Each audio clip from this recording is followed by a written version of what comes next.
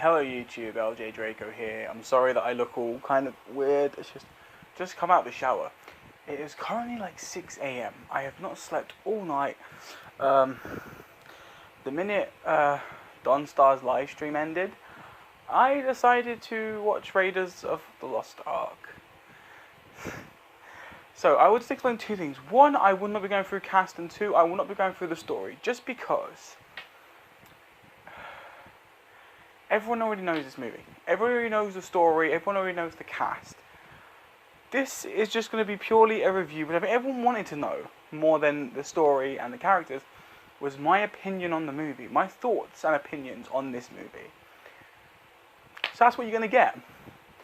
Okay, so we start off with this expedition in, I think it's South Africa, in 1930, I want to say 6 or 8. I know it's definitely 1936, or it could be 1939. Either way, it's 6, 8, or 9. Okay, and we see a young Alfred Molina, along with Indy, although Indy doesn't talk for like the first 5 or 10 minutes. He gets basically betrayed by this weird guy that was along with Alfred Molina's character. And then after that, Indy finally starts speaking. Now, I just want to explain something, okay? The whole beginning,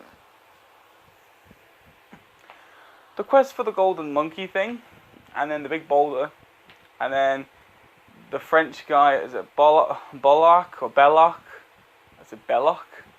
I think Belloc sounds right. He takes the monkey and he's like, oh, yet again, Mr. Jones, or Dr. Jones. It is another thing that I can take from you. And it's just like, okay, alright. And then it skips to, well, after he gets on the plane that's on the water, it's then him teaching at this gigantic university kind of place. Okay. Now you gotta remember something, I've never seen these movies before. So sometimes there are times when you come in late to a franchise, especially if it's like a really famous and really well-known franchise of movies, and when you come in too late and you don't understand to begin with like what the big fuss is about, and you kind of feel like, people seem to overhype this a lot more than it seems. So then, he gets told about this city of Tanis or something, and how one of Dr. Indiana Jones's friends, like he was a professor of archaeology, how he went off to try and find it because he thinks the Nazis found it and whatever. So they give him the mission to go and find the Lost Ark, which contains the stone tablets of the Ten Commandments, the original Ten Commandments. Alright. Okay, he's going on another mission, but this one makes sense. Kind of know why he's going to this one. We were kind of briefed by the two guys from the government, so we kind of understand why he's going there. He mentions this woman. I think the only people I know the names of is Indiana Jones. I will say something. None of the other characters in this movie, to me, I'm just saying, none of the other characters were interesting. No one, not the bad guys, not the woman he's in love with. The only guy that I know is it John Rhys Davis? Or so I'll put the name here if I spell it wrong or say it wrong, and the picture that will be there anyway. He's the only other guy that I know.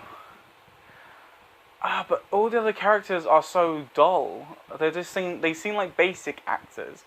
But I love Harrison Ford's Indy. I will admit that. I kind of like Indy. He's cool.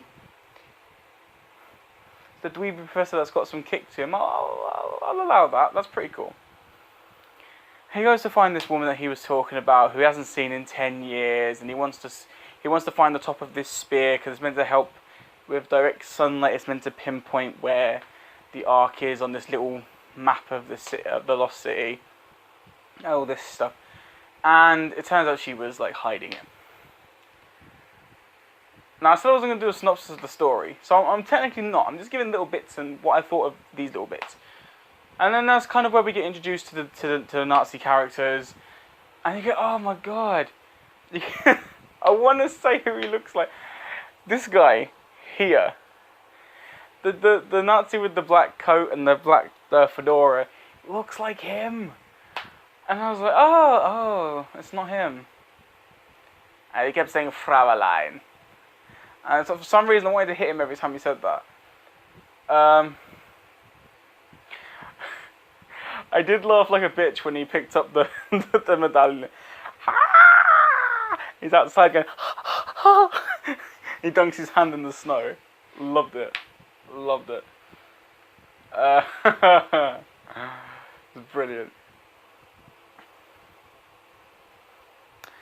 I was going to just mention a few things. One, Dawnstar mentioned in his live stream last night about this thing that happened where when Indy falls into the Cave of Snakes, you could see the reflection of the Cobra between him and between Indy and the Snake and the Cobra. I didn't see the reflection. I looked so hard, and he said that no matter what release of DVD or Blu-ray you get, you cannot see the reflection. They meant to have removed it due to the remastering and stuff. And then when they throw the woman down, I saw this. So as you can see, you can clearly see in the image that there is the reflection of the Cobra in her hair. You can just about you can just see the face, but you know it's definitely the mirror reflection of the Cobra. So yeah, no, Dawnstar, thanks for telling me. I would not have looked out for that. I wouldn't have even noticed. So thank you. I love it when you see little sneak things like that. That's amazing. The only other thing I want to mention is, damn, Harrison Ford's got some patience. The amount of flies that lands on his face. While he's talking to the woman in the tent, you see one going. And I'm like, oh, no, hit your face, Harrison. You know, just because you're an actor doesn't mean you have to let it happen. And then this happens. Your persistent surprises even The bad guy eats it. Oh gosh, he doesn't even flinch. Oh, I will say something. Right, I said to you guys, I can't watch horrors. I can't handle jump scares. I can't handle things that show anxiety. The ending of the movie, man. I'm sitting there just going like, oh cool, special effects, some ghosts. And then I saw the ghost's face turn to a skeleton. I was like, oh, okay. And then I was like,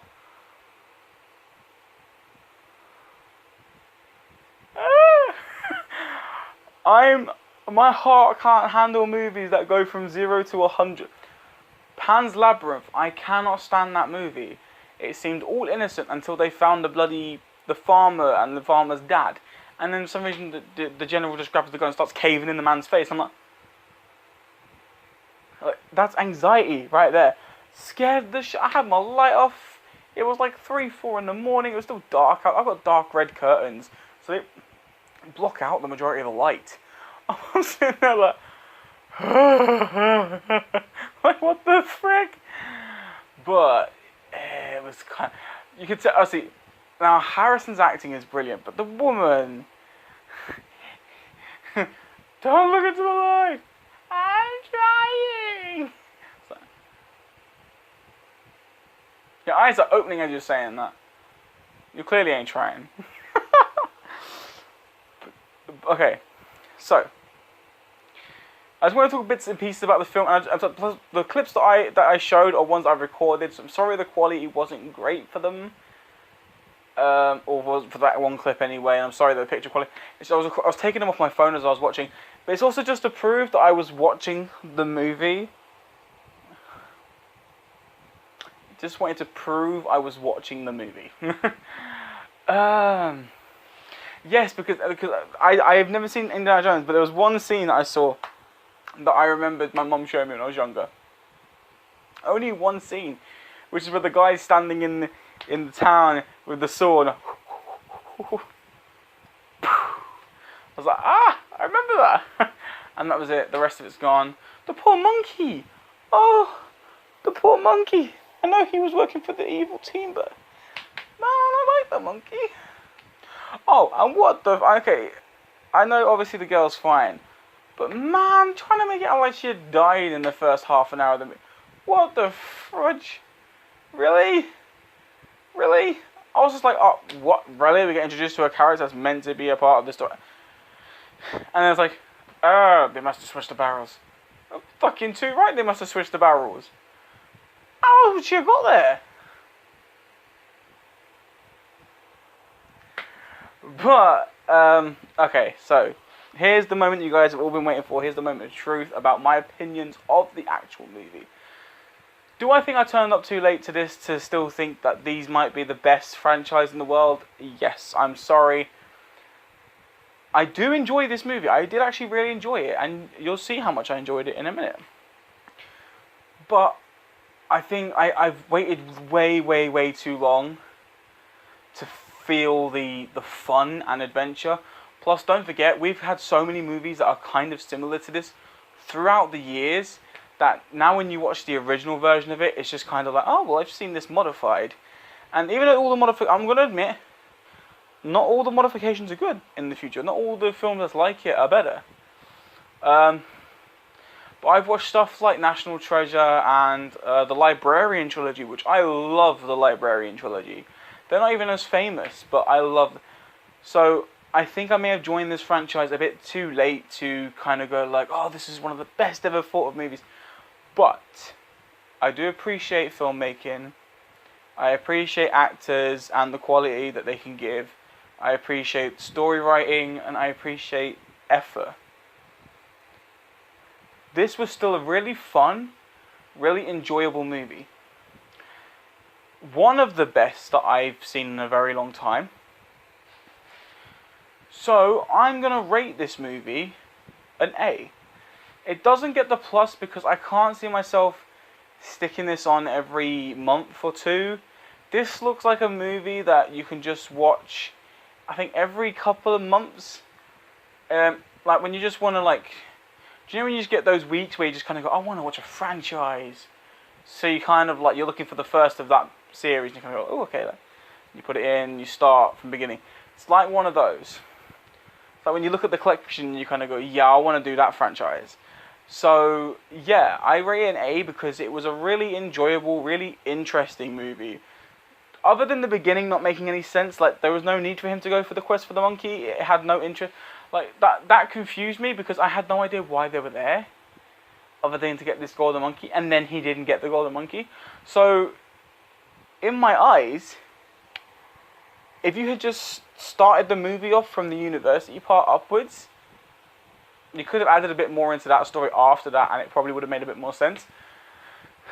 Now look, I'm not shitting on your guy. I know there's a lot of fans of this movie, and I know for a fact that there's going to be at least 2 or 3 people going, "Oh, what are you talking about? This is close to perfection. This is one of the most amazing movies." That's to you guys. I still enjoy and like this movie. I actually really... I watched a trailer to this, and I really didn't want to watch it. This is about a month or 2 ago. I was like, oh, I don't like the look of this. But actually, after watching it, it doesn't look as boring as the trailer looks boring. The one thing I will say, the Blu-ray is confusing as hell. The Blu-ray confused me. On scenes where it shows the landscapes, and on the scenes where it shows the desert and the forest, it looks all grainy and pixelated. But then when it gets to the scenes of Indy talking to people, or crowds when it gets into the actual movie scenes, it becomes a very clear image. I'm really confused by that, but I liked it because it means that you were getting the both old original feel of the grain, plus with the new HD remaster kind of over. I liked it. It added something to the movie. It made me feel like this was what I was watching. I kind of felt like I was watching it for the first time as if it had just been released, you know? So I kind of liked that. I enjoyed that about it. So as I said, the movie gets an A just because it was a great movie. It did have an interesting story. All that's next was for me to watch Temple of Doom and The Last Crusade. I know I have to watch Kingdom of the Crystal Skull, But for some reason, that's the only one that looks like I'm going to enjoy it more than the others. And it's meant to be the worst. But knowing my luck, I enjoy really bad movies. Like, everyone hates Warcraft. I'm a massive fan of Warcraft. And a lot of people hate that movie. But I really love it. I really enjoy it. It's my favourite movie of 2016. It just overtook Apocalypse, which I love Apocalypse. So, I will watch them all. I will do... The reviews are basically going to be slightly like this. There's not going to be the proper storytelling or the cast. It's just going to be scenes that I watched and paid attention to and enjoyed, and scenes that I thought were good or bad, and stuff like this. So yeah, I'm sorry if this review is not what anyone expected, but it's the best I can give it. I was told to be honest with these movies. I don't want to watch a movie and then like completely hate it and then kind of go like, oh, it's alright, it's not bad. If I don't like a movie, I'm sorry, I will turn around and say how much of a crap movie I think that was. I think we've all seen that in my live streams about The Mist. Oh, that movie should just burn. But that's exactly my point. There are movies I'm going to hate and there are movies I'm going to like and there's movies I'm going to love. This is the in-between point. This is a movie that I can sit down and watch and enjoy without wanting to turn it off. Which is good, because I've got a lot of movies there I just can't get through it. This was actually watchable, so I enjoyed that. Yet again, I just want to thank Dawnstar for sending me this gift. It was amazing. And I got to watch a new movie, and I get to watch a whole new franchise that I've never seen before. And I look forward to that. So anyway, that is the end of this video. If you enjoyed this video and previous videos, don't forget to strike the like for future videos. And if you're new to my channel and only seen a couple of my videos, click that subscribe button. Show your support. Anyway, take care, you wonderful people. And I'll see you next time.